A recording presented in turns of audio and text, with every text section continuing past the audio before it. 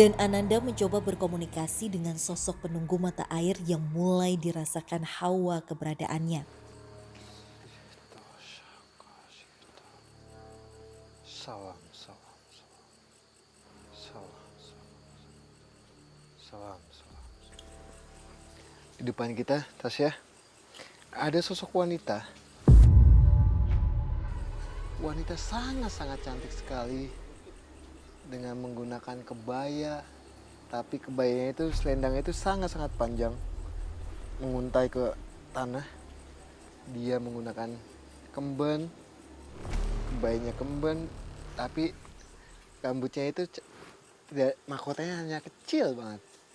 Dia sangat-sangat, bisa kita bilang sangat-sangat cantik sekali di depan saya ini. Ada sosok perempuan yang cantik. Ya, Tadi waktu tempat pertama, tepatnya di atas jembatan, kita melihat ada sebuah kerajaan. Apa mungkin perempuan ini dari kerajaan itu?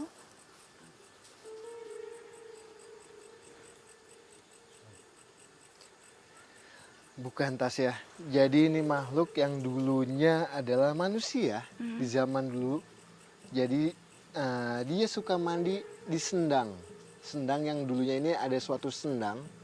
Sendang, nah dia suka mandi di situ, Tasya. Oke. Nah, tapi ini kembali lagi ini jin yang menduplikasi dulu manusia yang melakukan mandi di sendang untuk kecantikan kayak gitu, Tasya. Oke. Ada sosok-sosok terutama ya yang di Pancuran itu sosok wanita. Waktu saya lagi biasa lagi bersih-bersih di sini kan ya. Menggani saya waktu turun ke kali melihat sosok perempuan orangnya cantik sekali. Sendang ini suka dibuat punggawa-punggawa atau pasukan-pasukan zaman dulu itu datang untuk minum, untuk mandi kayak gitu, Tasya.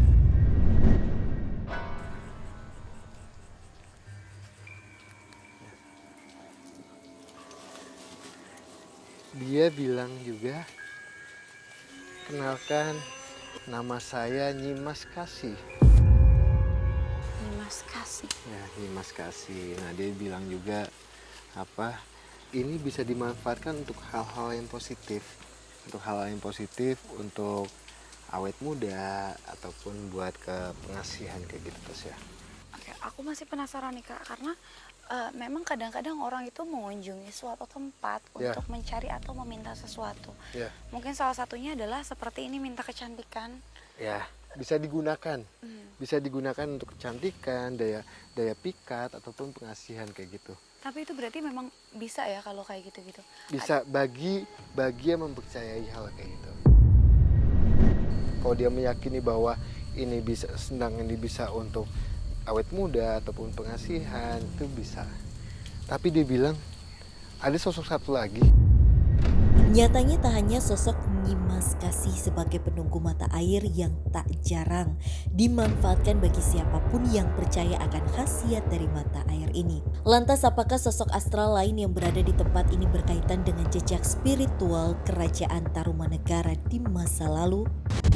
Keberadaan mata air yang berlokasi tak jauh dengan prasasti Ciaruten tak hanya dimanfaatkan warga sekitar saja untuk kebutuhan sehari-hari, melainkan berkhasiat bagi siapapun yang percaya dan bahkan tak jarang pengunjung dari luar datang untuk melakukan sesuatu di tempat tersebut. Ya banyak sih yang dengar ke sini. Bahkan bukan dengar lagi, bahkan dengan lihat dengan mata kepala sendiri ya. Dalam bulan-bulan tertentu atau penanggalan tertentu suka ada yang kadang-kadang mandi lah di situ ya malam-malam ya gitu. Terus diambil airnya gitu ya. Lantas apakah sosok astral lain di mata air ini memiliki keterikatan dengan jejak spiritual kerajaan Tarumanegara sehingga memiliki khasiat yang lebih bagi siapapun yang mempercayai? Ada satu sosok lagi.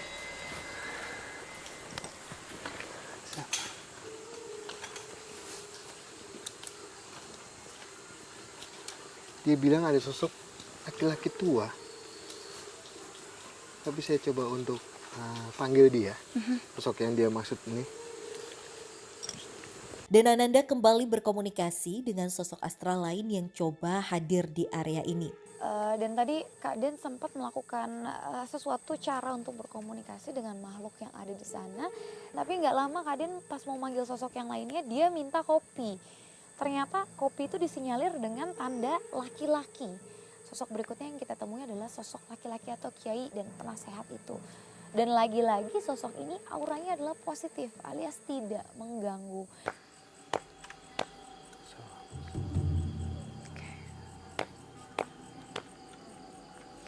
Benar saja, sosok astral lain pun hadir dan mencoba berkomunikasi dengan Den Di Ananda. samping sosok wanita ini ada sosok laki-laki tua dengan menggunakan jubah putih, jenggot, dan menggunakan udeng-udeng.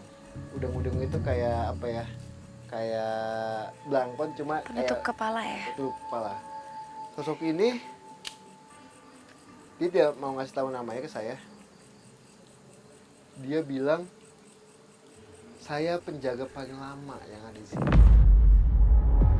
Memang ada sosok orang atau kakek-kakek yang memang sudah sepuh, berpakaian pakai sorban, pakai jubah putih, pakai sorban. Oke, karena memang keadaan beredar mitos juga di sekitaran sini samping melihat sosok menyerupai kiai Ya, yang ada di sekitar sini. betul. Sosok kiai ini adalah sebagai petuah. Petuah itu adalah sebagai yang suka menasehati ke makhluk yang si sosok wanita ini, Tasya. Jadi emang si sosok kiai ini adalah dia menyampaikan ke sosok wanita ini, silakan Kak, ini bermanfaat untuk yang lebih hal yang positif, misalkan untuk pengasihan, daya pikat atau awet muda, kayak gitu, Tasya. Dan emang kiai ini sudah lama, jauh sebelum adanya si sosok wanita yang ada di sini. Oh, maksudnya momen. Apa itu Kak? Adanya si sosok wanita yang ada di sini. Oh, maksudnya momen. Adanya si sosok wanita yang ada di sini. Oh, maksudnya momen. Adanya si sosok wanita yang ada di sini. Oh, maksudnya momen. Entah suara apa itu, namun hal tersebut mengalihkan perhatian kami seketika. Merasa keganggu Jadi emang itu makhluk sungai yang ada di situ, bahkan makhluk yang sana sudah mulai keundang juga, karena kita emang mengundang makhluk yang dua ini, dia emang ingin komunikasi juga dengan kita, kayak gitu. Nah, kembali lagi Tasya, sosok kiai ini menyampaikan bahwa kita ini tidak mengganggu ataupun mengusik penduduk-penduduk yang ada di sini. Dan emang sendang yang di belakang kita ini bisa dimanfaatkan untuk hal yang positif, misalkan untuk pengobatan, itu insya Allah bisa. Tapi semua itu kembali lagi, ke kepercayaan betul, masing-masing. dan meyakini tidaknya soal hal apa ya, bisa kita bilang fungsi untuk sendang yang di belakang kita ini. Ini kan positif, kita kenapa nggak ambil airnya Kak? Apa? Ini kan positif, hal yang positif. Ya. Kenapa nggak kita coba airnya Kak? Kalau ambil, Tasya mau coba? Tapi Kakak temenin.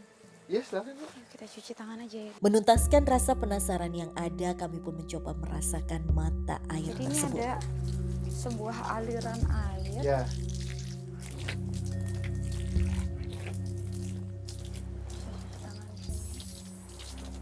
Yang katanya Ya. adalah untuk hal yang positif atau untuk penyembuhan. Ya, jadi ini enak banget diminum, sejuk banget. Jadi emang mungkin ya. ya, jadi emang kembali lagi Tasya. Tinggal keyakinan kita atau kepercayaan kita bahwa ini lebih fungsi untuk hal yang positif, lebih hal kesana sih Tasya. Dan emang dia bilang juga apa ya? Silakan datang sini, silakan untuk ngambil, lebih manfaat lah untuk lebih manfaat untuk penduduk yang ada di sini, Tasya. Ya, karena memang kalau adanya suatu hal ini kayak sumber mata air juga deh kayaknya. Iya. Karena airnya nggak berhenti dan Betul. nggak ada kerannya gitu Iya, ya. betul. Itu kopi kita kayaknya diminum.